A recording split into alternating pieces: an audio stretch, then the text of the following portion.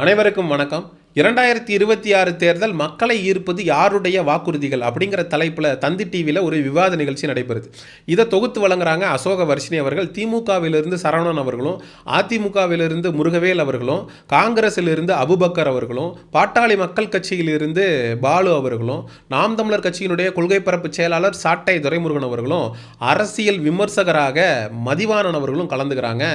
6 பேர் கலந்து கொண்டு இந்த விவாத நிகழ்ச்சி அப்படிங்கிறது நன்றாக நடந்து கொண்டு இருக்கிறது. இந்த தமிழக வெற்றி கழகத்திலிருந்து அங்கே யாருமே கலந்துக்கல. யோக்கியனுக்கு இருட்டில் நடா வேலை, உன் கட்சிக்காரன் அங்கே எவனுமே விவாத நிகழ்ச்சியில் கலந்துக்கல. இந்த தாவேகா தற்குறிகள் கூட்டத்தில் என்ன பண்ணிக்கிட்டு இருக்கானுங்க அப்படிங்கிற கேள்வியை முன் வச்சு இந்த காணொலியை தொடங்கினா சரியாக இருக்கும் அப்படின்னு நினைக்கிறேன். ஏன்னா நாம் தமிழர் கட்சியினுடைய கொள்கை பரப்பு செயலாளர் சாட்டை துரைமுருகன் அவர்கள் அவருடைய டேர்ன் வரும்போது விஜயை விமர்சித்து பேசுகிறாரு. அப்படி பேசும்போது இந்த தாவேகா தற்குறிகள் குறுக்கிட்டு அந்த விவாத நிகழ்ச்சியை பாதியில் நிறுத்தினது மட்டும் இல்லாமல் சாட்டை துரைமுருகன் அவர்களுக்கு கொலை மிரட்டல் விடுத்திருக்கிறானுங்க. சாட்டை, நீ விஜயை பற்றி பேசிட்டு இங்கேருந்து போயிடுவியா, வெளியில் உன்னை ஓட விட்டு அடிப்போம், உன்னை கொலை பண்ணிடுவோம், உன்னை ஆளையே காலி பண்ணிடுவோம் அப்படின்னு மிரட்டினது மட்டும் இல்லாமல் அந்த விவாத நிகழ்ச்சி கிட்டத்தட்ட பாதியில் நிறுத்தப்பட்டு மிகப்பெரிய அளவில் அங்கே சலசலப்பு ஏற்படுவதற்கு முக்கிய காரணமாக இந்த தாவேகா தற்குறிக அமைஞ்சிருக்கானுங்க.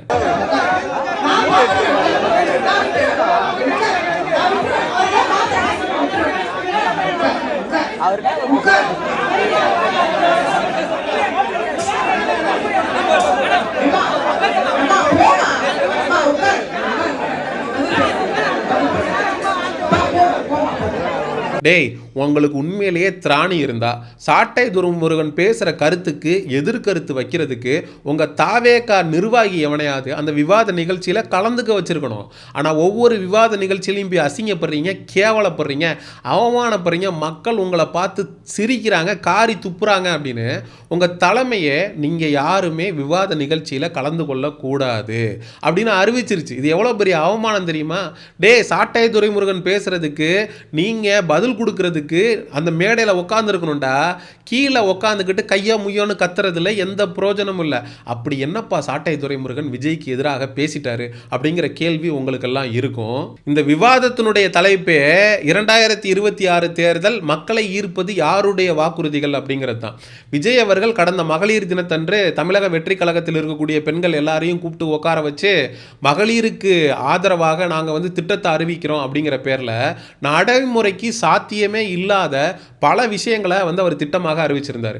அதிமுக 2000 கொடுக்குது, திமுக 1000 கொடுக்குது, நாங்கள் 2500 ரூபா கொடுக்குறோம் அப்படின்னு, 500 ரூபாயை கூட்டி கொடுக்குறோம் அப்படின்னு சொல்லி விஜய் அறிவிச்சிருந்தது அப்படிங்கிறது ப்ராக்டிக்கலி நாட் பாசிபிள். அதே போல் நாங்கள் ஒவ்வொரு கல்யாணத்திற்கும் அண்ணனுடைய சீராக 1 பவுன் நகையை நாங்கள் அந்த மணப்பெண்ணுக்கு போட்டு நாங்கள் கல்யாணம் பண்ணி கொடுப்போம் அப்படிங்கிறதெல்லாம் எப்படா ப்ராக்டிக்கலி பாசிபிள்? 1 கிராம் தங்கம் 15,000 ரூபாய்க்கு மேலே விற்கிது. 8 கிராம்ன்றப்ப நீங்கள் கணக்கு போட்டு பாருங்கள். ஒரு பொண்ணுக்கு நீங்கள் ₹1,00,000 மேலே செலவு பண்ணுறீங்கன்னா தமிழ்நாட்டில் ஒரு நாளைக்கு எத்தனை கல்யாணம் நடக்குது?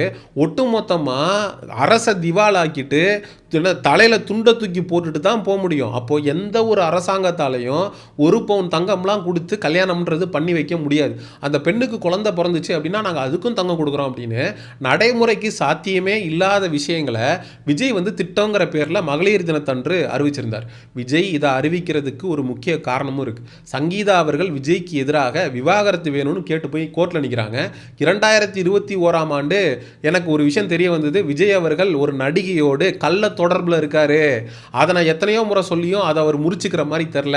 எங்களுக்கு விஜயால் அசிங்கமாகவும் கேவலமாகவும் இருக்குது. அதனால் எனக்கு விவாகரத்து வேணும்னு போய் சங்கீதா ஒரு புறம் நிற்க, இன்னொரு புறம் விஜய் அவர்கள் சங்கீதாவை வீட்டுக்குள்ளே அலோவ் பண்ணாமல் த்ரிஷாவோட சேர்ந்து கல்யாணத்துக்கு போய் விஜய் அடிக்கிற கூத்தை ஒட்டுமொத்த தமிழ்நாட்டு பெண்களும் பார்த்து காரி துப்பிட்டு வர்றாங்க. விஜயோட பேர் டோட்டலாக டேமேஜ் ஆகி கிடக்கு. அப்போது பெண்களுக்கு மத்தியில் விஜய் சம்மந்தப்பட்ட விஷயத்தை மறக்கடிக்கணும், திட்டங்கிற பேரில் ஆசை வார்த்தைகளை காட்டி தமிழ்நாட்டில் இருக்கக்கூடிய பெண்களுடைய வாக்குகளை பெறணும். ஏன்னா தமிழ்நாட்டில் பெண் வாக்காளர்களுடைய எண்ணிக்கை தான் அதிகம். இதை நன்றாக தெரிந்து கொண்ட விஜய் பெண்களுடைய வாக்குகளை பெறணும் அப்படின்றதுக்காக வாய்க்கு வந்ததை அள்ளி வீசியிருக்கார். இதை நாம் தமிழர் கட்சியினுடைய கொள்கை பரப்பு செயலாளர் சாட்டை துரைமுருகன் அவர்கள் எதனால் விஜய் இப்படியெல்லாம் திட்டங்களை அறிவிக்கிறாரு, எது நடைமுறைக்கு ஒத்து வருமா அப்படின்னு சொல்லி விஜய்க்கு எதிரான விமர்சனங்களை இந்த விவாத நிகழ்ச்சியில் வைக்கிறார். உடனே இந்த தாவேகா தற்குறிகளுக்கு அப்படியே முடியெல்லாம் வந்து நட்டமா நின்றுக்குச்சு. இந்த ரச்சகன் படத்தில் வர்ற மாதிரி நரம்பு புடச்சிருச்சு.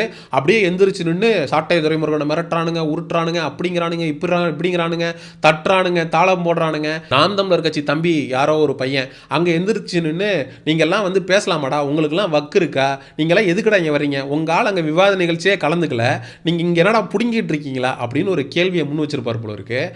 அவருக்கு எதிராக தமிழக வெற்றி கழகத்தை சேர்ந்த ஒரு பெண்ணை வந்து தூண்டி விட்டு இவனுங்க பின்னாடி நின்று கல்லறிகிறானுங்க.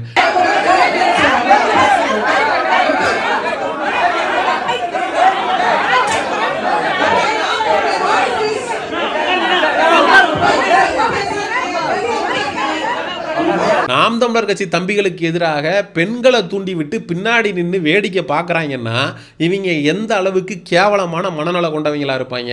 சரி, சாட்டை துரைமுருகன் பேசிக்கிட்டு இருக்கும்போது விவாத நிகழ்ச்சியை பாதியிலே நிறுத்திட்டாங்க. சாட்டைக்கு எதிராக கொலை மிரட்டல் விட்டுட்டாங்க. இவ்வளவு நடந்து கொண்டு இருக்கு. அங்கே கூச்சல் குழப்பம் நிலவி கொண்டு இருக்கு. சாட்டை துரைமுருகன் பின்வாங்கிட்டாரான்னு கேட்டிங்கன்னா இல்லை. இந்த தாவேகா தற்குறிகளை ஓட விட்டு காயடிச்சு விட்டுருக்காரு சாட்டை துரைமுருகன். இவங்க பேசினதுக்கு அப்புறம் தான் சாட்டை துரைமுருகன் இன்னும் அதிகமாக வீரியமாக பேசினதாக நமக்கு வந்து தகவல் அப்படின்றது கிடைத்திருக்கு. இந்த தாவேகா தற்குறிகளை பார்த்து நம்ம கேட்கறது என்னன்னா, இந்த உருட்டல் மிரட்டல் இதெல்லாம் பார்த்து பயப்படுறதுக்கு நாங்கள் என்ன பெரியாரின் பேரன்களா, நாங்கள் சீமானின் தம்பிகள்ற. உங்களுக்கு வக்கு இருந்தா சாட்டை துரைமுருகன் பேசக்கூடிய அதே மேடையில் இந்த தாவேகால நல்லா பேசக்கூடிய பேச்சாளர்கள் எவனாவது இருந்தா சாட்டைக்கு பதிலடி கொடுக்க சொல்லு. சாட்டை பேசக்கூடிய கருத்துக்கு எதிர்கருத்து வைக்க சொல்லு. ஒவ்வொரு விவாத நிகழ்ச்சிக்கும் சாட்டை துரைமுருகன் போய் பேசும்போது குறுக்கிடுறது, கொலை மிரட்டல் விடுறது, நீ பேசிட்டு இங்கிருந்து போயிடுவியான்னு கேட்கறது, இதெல்லாம் பார்த்துட்டு சாட்டை பயந்து போயிடுவானா? கேட்டா விஜய் அவர்களுடைய தனிப்பட்ட வாழ்க்கை குறித்து சாட்டை பேசுறாருங்க. இது எந்த விதத்துலங்க நியாயம் அப்படின்னு சொல்லி சமூக ஊடகங்கள்ல கதறிட்டு இருக்கானுங்க. டேய், பொது வாழ்க்கைக்கு வந்ததுக்கு அப்புறம் என்னடா பர்சனல் லைஃப்?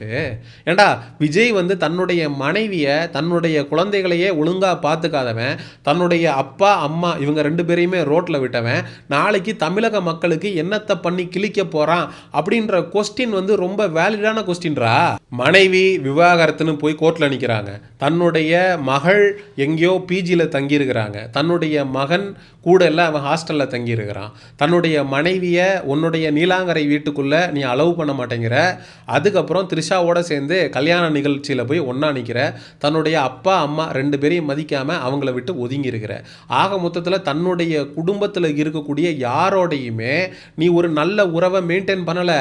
எப்படி நீ மக்களோடு மட்டும் ஒரு நல்ல உறவை மெயின்டைன் பண்ணுவ அப்படின்னு இயல்பாக விஜய்க்கு எதிராக எழக்கூடிய கேள்வியில் நியாயம் இருக்குடா. அதற்கு உங்ககிட்ட பதில் இருக்கா? நீங்கள் போய் முதல்ல விஜய்கிட்ட ஏன்னா இப்படி பண்ணுற, உன்னால் நாங்கள் வெளியில் தலை காட்ட முடியல, ஊரில் இருக்கிறவெல்லாம் எங்களை காரி துப்புறான், ஏன் இவ்வளோ கேவலமாக இருக்க அப்படின்னு போய் விஜய்கிட்ட கேளுங்கடா. முதல்ல உங்களுடைய தலைமை உங்களை நம்புதா? ஒரு விவாத நிகழ்ச்சியில் உங்களை ஏன் கலந்து கொள்ளக்கூடாது அப்படின்னு உங்கள் தலைமை நினைக்குது? உங்களை அண்டர் எஸ்டிமேட் பண்ணுறாங்கடா. நமக்கு கீழே இயங்கக்கூடிய நபர்கள் யாருக்குமே அறிவில்லை, நம்ம தான் பெரிய மேதாவி புடுங்கிய அப்படின்னு இவனுங்கெல்லாம் நினச்சிட்டு இருக்கானுங்க.